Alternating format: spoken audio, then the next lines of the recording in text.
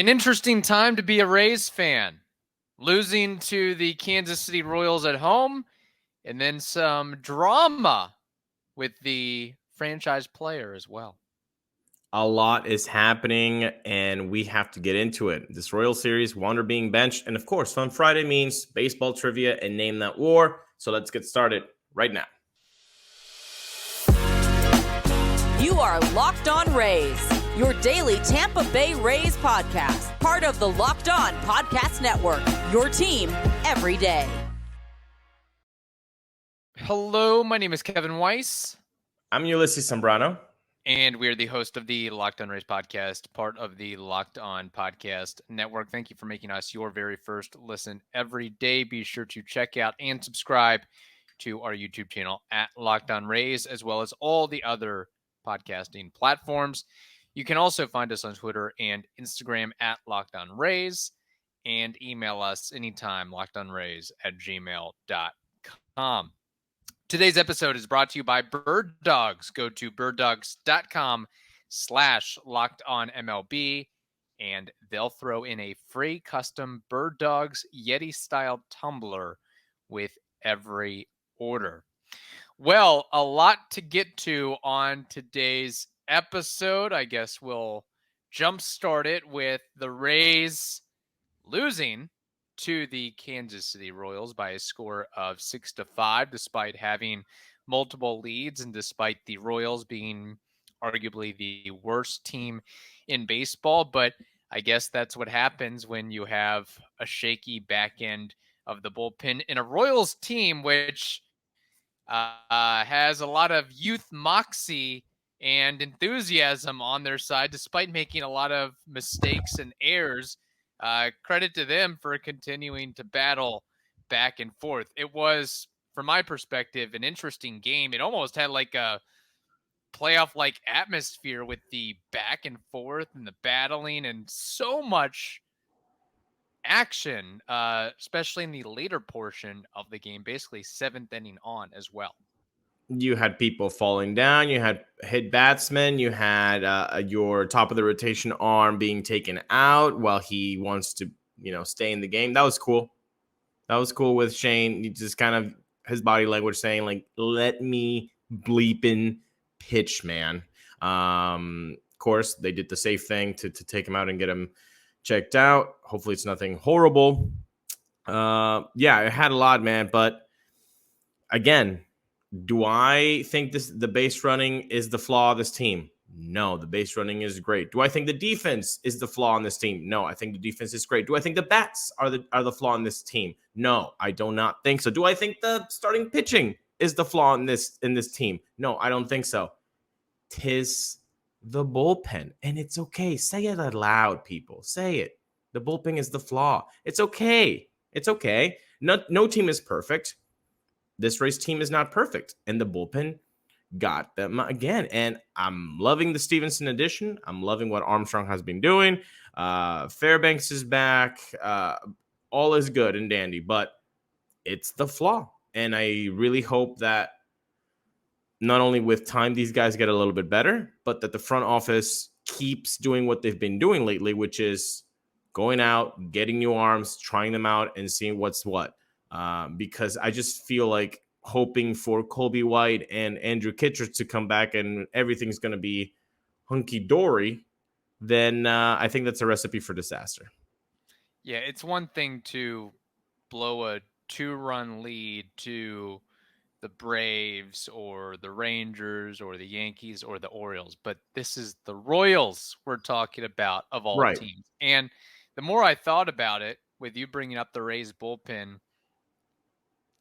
is it possible, and just looking at it from a very basic perspective, that the Royals actually have a better bullpen, or at least a better back end of the bullpen than the Rays do? Between Chapman, Barlow, and this guy Cox that, didn't give up a hit in like 30 some odd innings.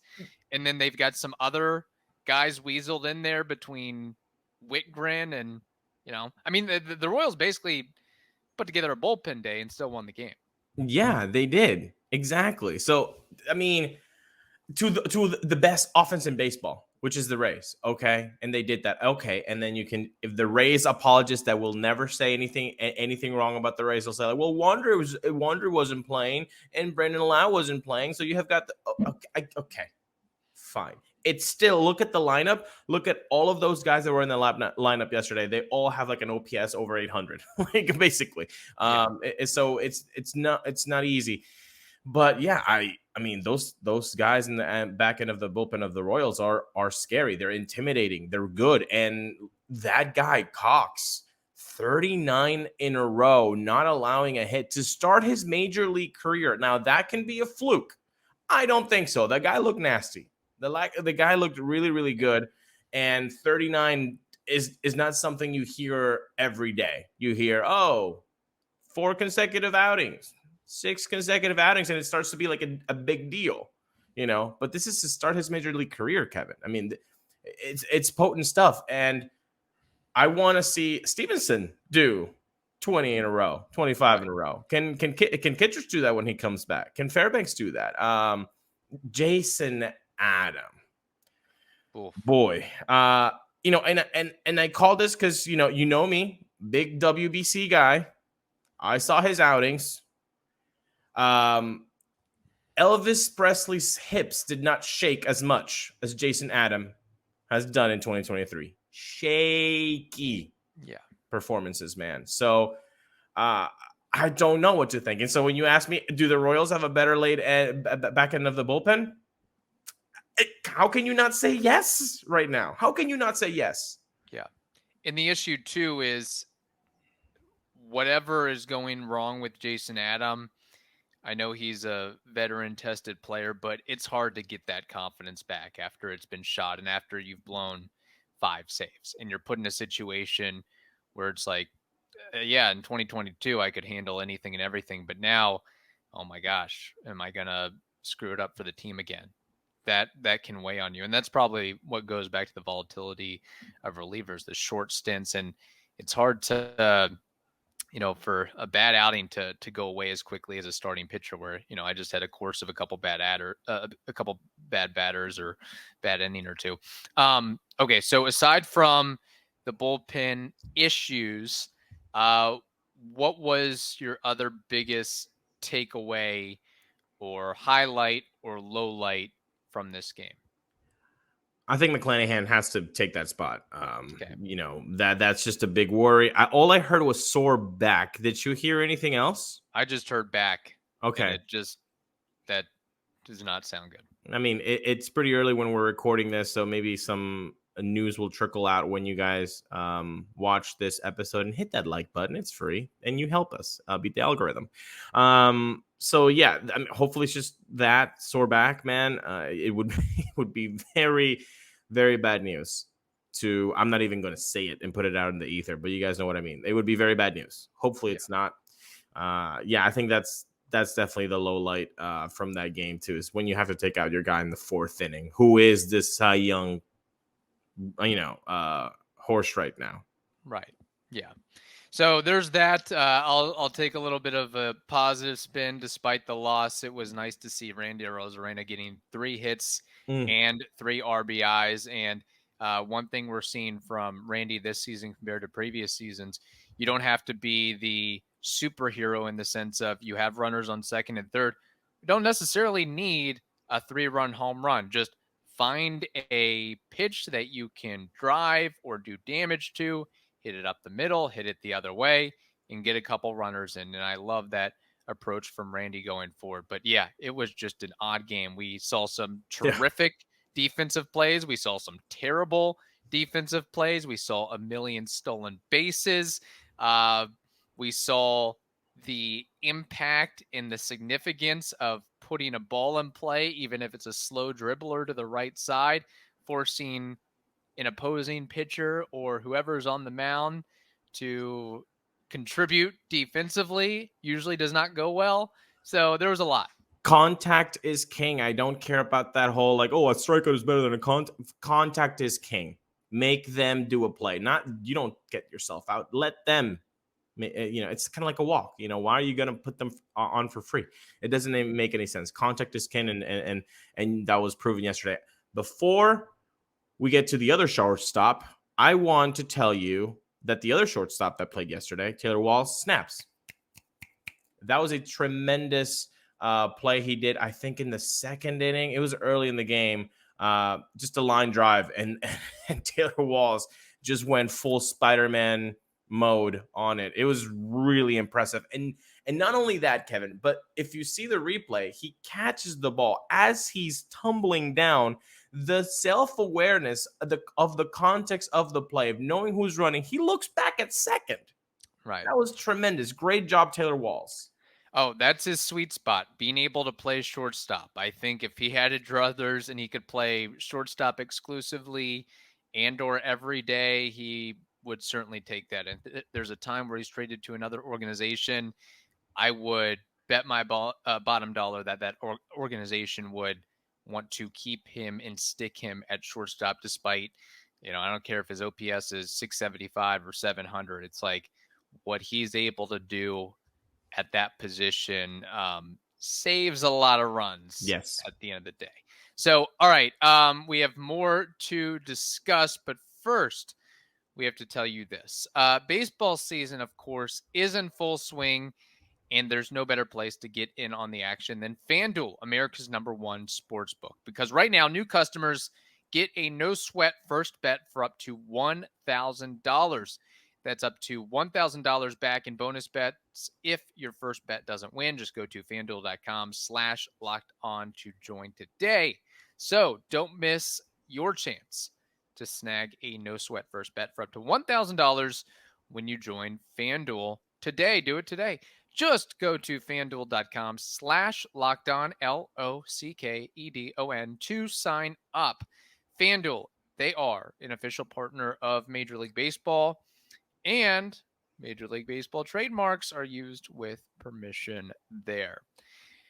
Okay, the other big news, despite the Rays taking the L to the Royals, Wander Franco getting benched for being a bad teammate, being immature, not living up to expectations off the field, because certainly on the field, if you look at his numbers and his WAR and all that, it certainly shines. But interesting dilemma and dynamic going on in the Rays organization.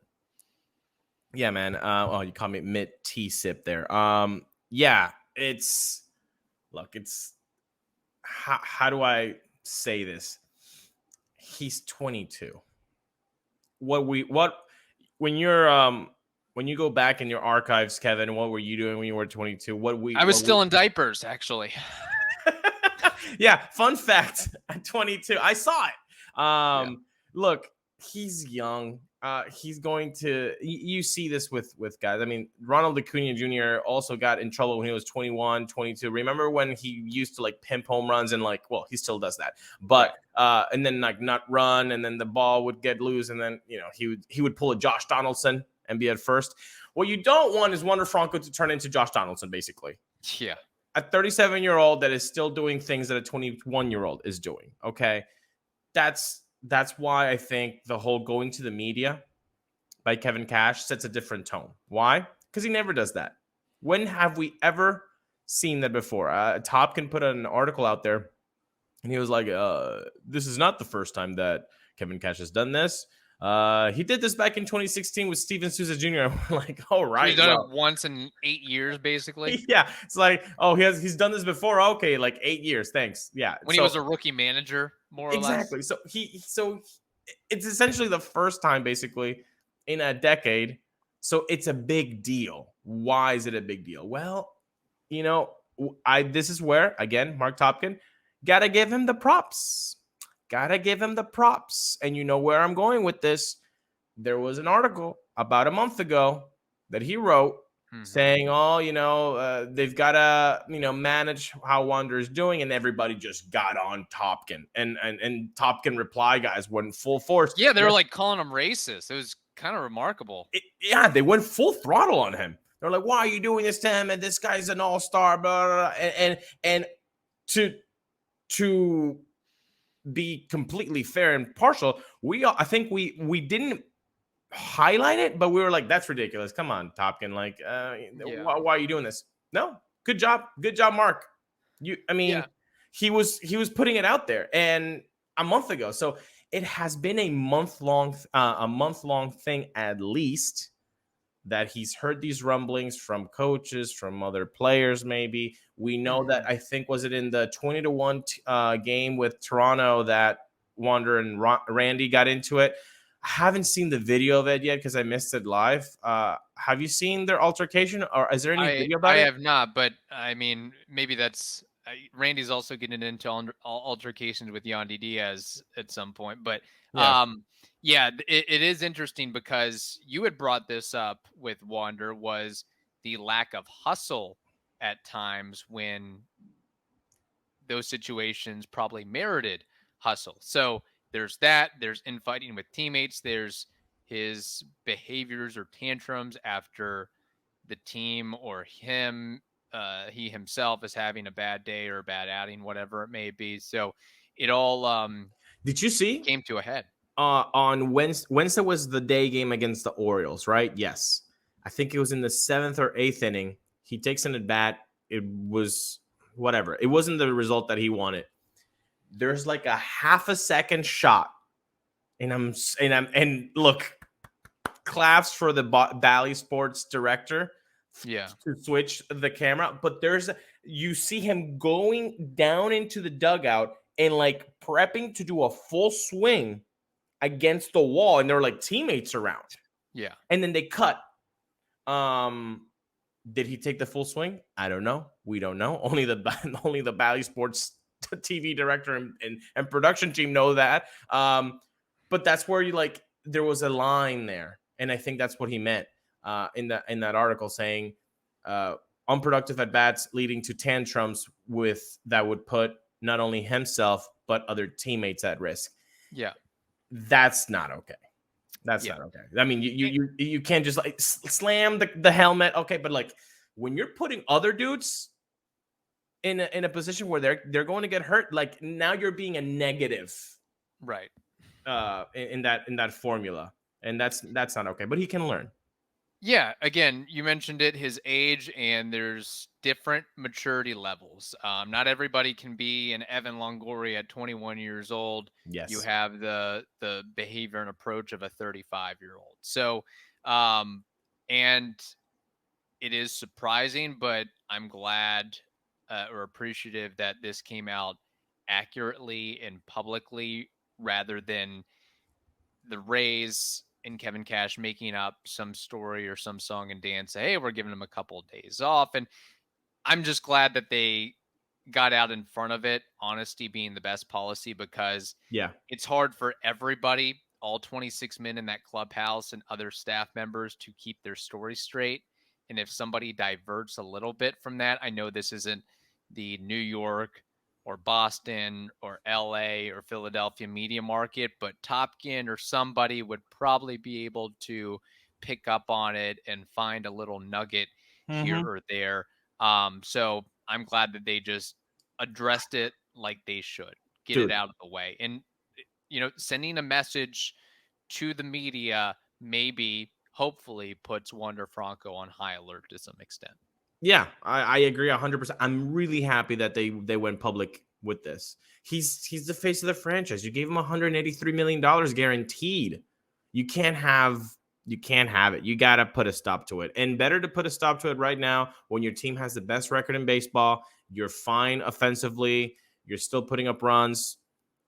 You've got a defensive wizard out there in Taylor Walls that can spot you for a couple days. This is more important. You need to cut this now at 22 before we can't touch Wander. No, because now if they don't do that to Wander with the 183, then now you're treating everybody else differently. Because what if Jose Siri starts to do that?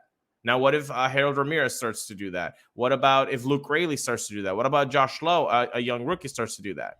Now you're what? Juggling bad attitudes all around the clubhouse? You can't have that. So you make an example, and it had to be Wander, and obviously Wander merited it, because if he hadn't, then you wouldn't have seen that Topkin article a month ago that everybody got on Mark about.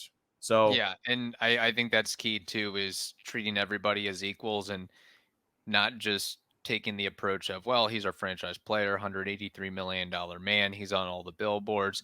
He's what is elevating us to the next level. We're going to let him slide on this, that, and the other thing. And that builds resentment and distaste within a clubhouse. And it can tear a clubhouse or an organization apart is if there's different rules for different folks on different things. So like it from that approach. Getting some listener comments here. Matt Germain says, it wasn't working by keeping it internal. It's the only way. Cash makes it public. Joshua Garner says, not surprised. Something bound to give. Loads of pressure on him. Peter Glasgow says, I trust Cash. I trust him to deal with this patience, compassion, and authority. Norm Pitt said, plus we don't see what's going on behind closed doors. Franco needs to grow up and start leading this team with hustle and quit acting like a kid when he strikes out. Feeding Frenzy says, some disagree with this approach, but I like him being straight with us. Sports fans are accustomed to being lied to. I don't think this will be the last of this type of thing with Wander, but he'll mature over the next year or so. And then Chris Snyder says it must have been really bad for the Rays to bench him. So yeah, good comments there for the majority. Yeah. All right. It is a Friday, which means we have baseball trivia and Name That War. Ulises, what do you have in the realm of baseball trivia? Well, because this is what we've been doing lately, and I've been copying you. They're playing the Royals. Tampa Bay Rays are playing the Kansas City Royals. So trivia concerns the Kansas City Royals. Yesterday, they had a key few hits. Say that 5 times fast. Key few hits. Hits are important, man. So today we're looking at the top 10 hits leaders for the Kansas City Royals. I need you to name me 5 of these guys. 5-10 top hits leaders in a Royals uniform for their career. George Brett. You got number 1 on the list with 3,154. You know, that's a guy I really wish we would have seen, man. Damn. Yeah, just a little bit before our time, unfortunately. Yeah. George Brett, okay. Eric Hosmer. Strike 1. But I like where your head's at. Okay, Mike Moustakas. Strike 2. Do the ones from that team that were better. Oof. Maybe I'll go. I'm thinking Adrian Beltre, but I don't know if he played in a Royals uniform long enough. I'm going to table that for a second. Oh my gosh, the Royals are such a nondescript organization, but there has to be a guy that is playing on that team now that is on that leaderboard, and he has a very awkward baseball stance. We saw it last night. Salvador Perez. Yes, he does. And yes, he is. Number 8, Salvi, captain of the team with 1,343, and he is 8th. It looks like he's sidling up to a fire hydrant and needing to use the bathroom almost. I don't know. Something like trying to sit down. Yeah, it's weird. But it seems to be working. Yeah. This is what is that guy's name? Butler. Butler is the last name. And his first name, starts with a B. Yes. Billy? Yes, Mr. Billy Butler, number 9 with 1,273. Remember Billy Butler? He was great, man. He was just a hits machine. I don't think he hit a lot of homers. He was just a farm dude that they were like, "Hey, can you just take a couple swings with this 2x4?" And he's like, "Yeah, I can do that. Pretty strong." Boom, homer. He's like what I envision Harold Ramirez at his peak, where it's just hitting, between 280 to 310 every year. It's pretty great. With like 12 homers, and 40, 50 doubles. Okay, so I've got. You got Butler, 3. I've got Perez, I've got George Brett. Are any of these other names modern era? Like within the last 15, 20 years? 2 you've definitely seen play in the last 5 years. Okay. And if I can be even nicer, 2 of these guys were in that 2015 World Series team. Okay. They're just not Eric Hosmer and Mike Moustakas. I gotcha. Okay. I gotta think about that for a second. I'm gonna go with a guy who... No. I was gonna maybe go with Will Myers. But I don't think he did enough with the Royals. Nah, just minor leagues. Yeah. Oh man. Okay. I got you. I don't even know if this guy played for the Royals. Robin Ventura. Incorrect. I'll go down the list. Number 1, George Brett. Number 2, Frank White. Number 3, Amos Otis. A name I've heard so long, and then I looked up his picture. Did not disappoint. Amos Otis looks like what you think Amos Otis looks like. Just a dude. Number 4, Willie Wilson. Didn't get creative there with the name. Number 5, Hal McRae. Number 6, this one's going to hurt you. Alex Gordon. Oh my, how could I miss the guy who had a billion gold gloves? Yes. Number 7, this one could hurt a little bit, not as much. Mike Sweeney. Number 7. Should've gotten that one. Yeah. Number 8, Salvador Perez. You got him. Number 9, Billy Butler. You got him. And then sneaking at number 10, defensive wizard, gold glove winner, Alcides Escobar at number 10. When were the Royals established? They've been around for a long time. Exactly. I would think they'd have some more prominent names on that list. Just saying. Yeah. All right. Very good. That was a really tough and good question. Cool. See how the listeners did playing closely. All right. My question, name that war. Jeff Conine. What is Jeff Conine's career war? And I'll give you a little hint. He did play for the Kansas City Royals for a very brief spell. So there's a tie-in there. BT Dubs, great name. See, these are the names I like. Jeff Conine. Yeah. God, I watched that 2003 Florida Marlins team. Mm-hmm. Followed it very closely. I really liked how Jeff Conine played. Just really liked it. Okay. He probably played for a good 15 years. I believe he was like a 2-time All-Star, maybe like 1-time Silver Slugger, maybe a couple times Silver Slugger. So let's give him like some math here, like half of his career at 3 WAR, that's 24. And then the rest at 1 WAR would be 31. But it's 31 WAR too much for Jeff Conine? I think so, but maybe he's underrated. Who knows? This is why this is fun. But maybe he's not a defensive wizard, so he gets some points taken off from that. Could he just be a 22 to 24 WAR guy? Let's go with 22 WAR for Jeff Conine. Jeff Conine was a 2-time All-Star, was a 2-time World Series champion, was a All-Star MVP.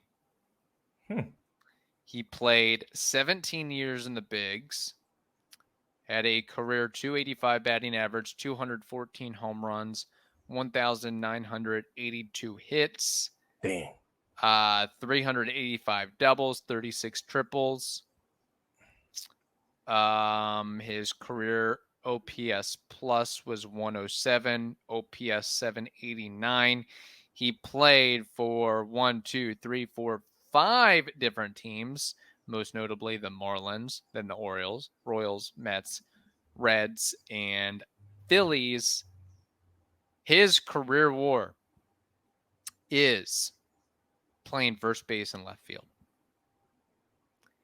According to Baseball Reference, 19 and a half. His F4 was 22.1. Hey, look at me. Yeah. That's pretty good. Very good. If take I that was as in a your W. shoes, I probably would have guessed higher. I probably would have said like 31, 32.